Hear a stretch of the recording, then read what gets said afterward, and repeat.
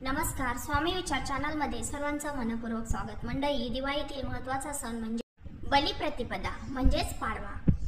हा पाडवा 3.5 मुहूर्तांपैकी अर्धा मुहूर्त आहे। याबद्दल काही पौराणिक कथाही आहेत।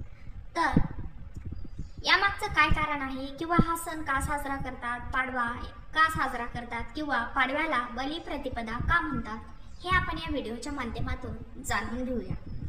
तर मंडळी, यामागे पौराणिक कथा अशी आहे, बली हा राजा आपल्या तपसामर्थ्याने एवढा बलाढ्य झाला की तो देवांनाही डोईजड वाटू लागला। तसेच तो दानशूरही होता। माझ्याशिवाय कोणी श्रेष्ठ नाही असे तो म्हणू लागला। तेव्हा श्री विष्णूने बटूचे रूप घेतले व म्हणजेच वामनावतार घेतला व बळीराजाकडे आला। बळी कोणालाच विनमुख पाठवत नसे।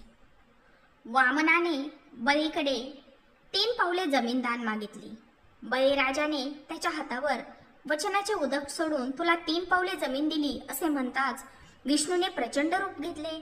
एका पावलात पृथ्वी व्यापली, दुसऱ्या पावलाने आकाश व्यापले व तिसरे पाऊल कुठे ठेवू असे बळीस विचारले असता त्याने आपले मस्तक पुढे केले। वामनाने त्याच्या मस्तकावर पाय दिला आणि त्याला पाताळात लोटले। भगवान विष्णूही पाताळात गेले व बळीचे द्वारपाल झाले।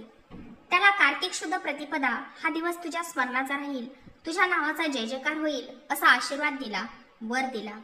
या दिवशी बळीचे त्याच्या पत्नीसह चित्र काढून त्याची पूजा करावी। देशावर शेणाच्या बाहुल्या करून त्यांची पूजा करतात। विक्रम संवताला सुरुवात या दिवसापासून होते। व्यापारी नवी खातेकीर्त सुरू करतात। तर अशी ही बलिप्रतिपदा म्हणजेच दीपावलीचा पाडवा याच्या तुम्हाला खूप खूप। तर मंडळी, ही माहिती तुम्हाला कशी वाटली, आवडली असेल तर चॅनलला लाईक, शेअर आणि सबस्क्राईब करा। पुन्हा भेटू अशाच व्हिडिओसह, तोपर्यंत धन्यवाद।